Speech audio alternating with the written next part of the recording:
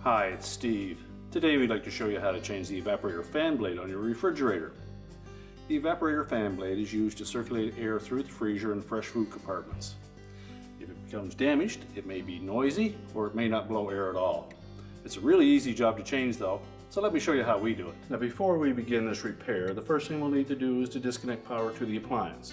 So either pull it far enough forward that you can unplug it, or locate the electrical panel, turn off the appropriate breaker, or remove the appropriate fuses. Now with everything removed from the freezer, our next step will be to remove the freezer shelf. So just lift it up, slide it either left or right, tilt it up to remove the legs from the opposite side, and then just set it aside.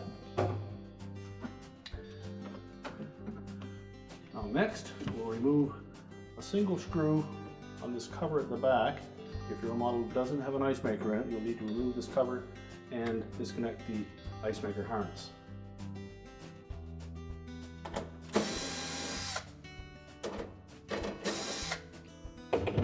Just remove the retaining screw, just squeeze that cover together to release the tabs.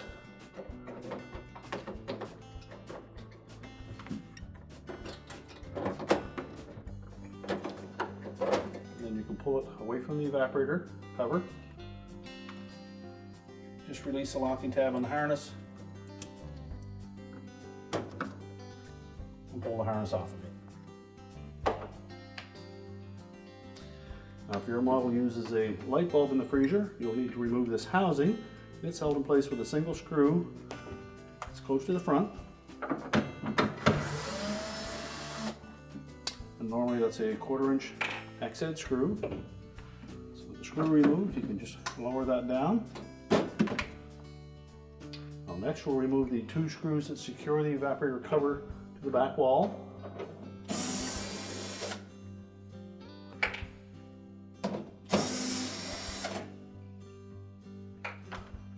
And then while tilting the top of the evaporator cover towards you and lifting up and pushing back on the bottom, you should be able to release it from the freezer floor.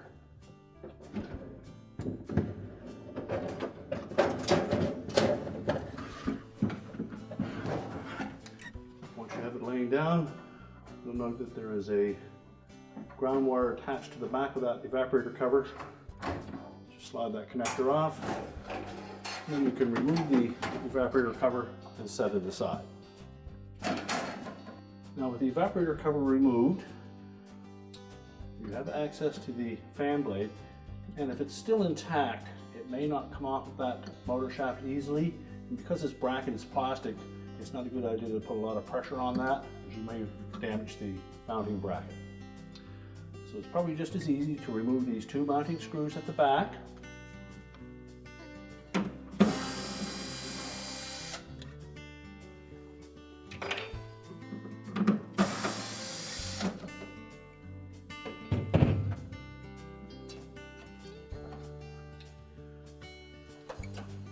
And pull the wire harnesses away from the top. They're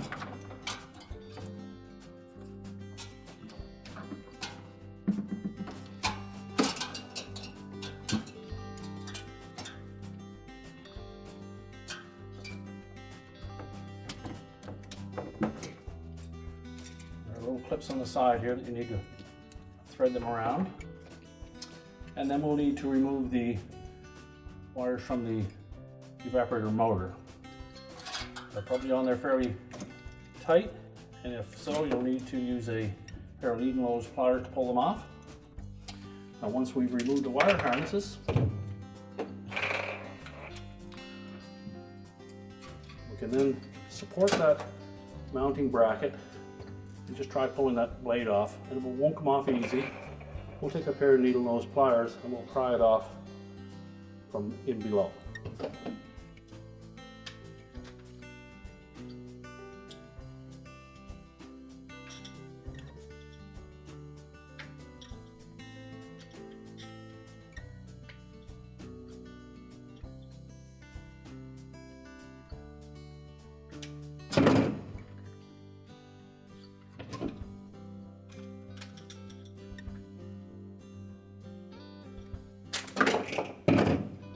once we've popped the old fan blade off, we can discard it and take the new fan blade, and while supporting the motor and the bracket, just press it firmly onto that shaft.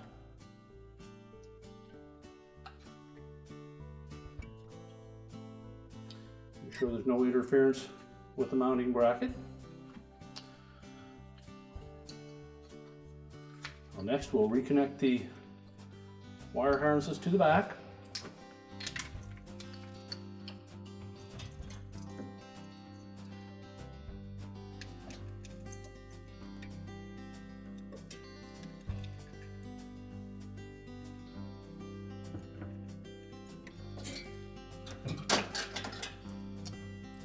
If any of them are a little loose, just crimp them a bit with a pair of needle nose pliers.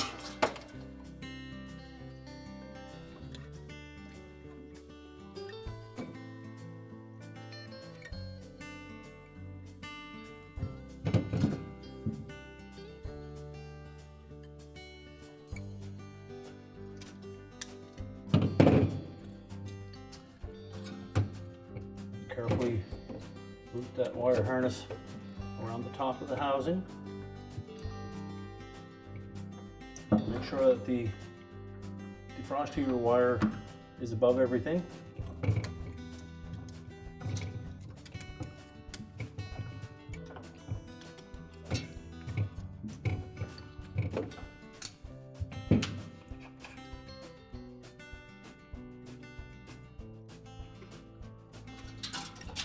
Then line it up with the mounting holes in the back.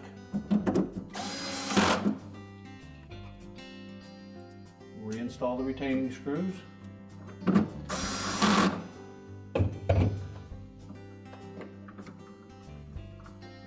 Feed the defrost heater wire into place.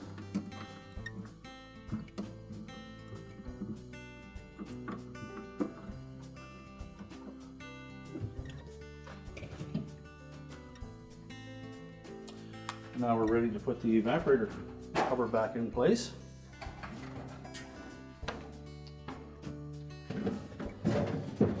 So just lay it in on the floor, and then we'll reattach the ground wire from the ice maker harness. Make sure it fits nice and snug on that tab.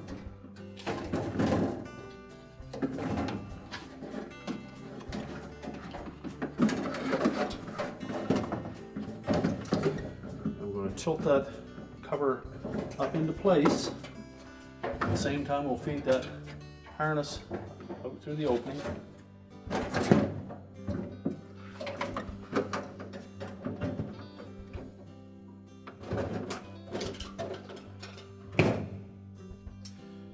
And now we can attach the evaporator cover to the back wall.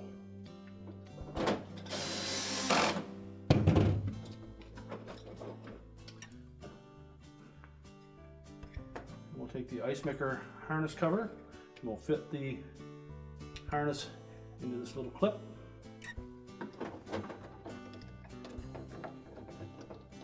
And the locking tabs will hold that in place. Then we'll engage those two tabs on the top and the two openings.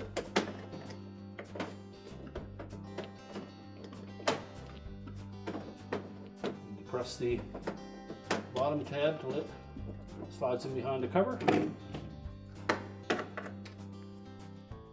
and then install the screw.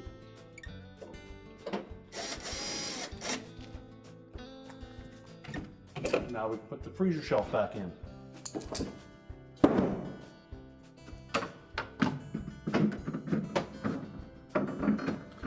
Hold it in an upright position in those holes in the side until it's centered. Drop it down into place. So just lift the shelf into position, line up the ends with the openings on the side, close it up, and your repair is complete.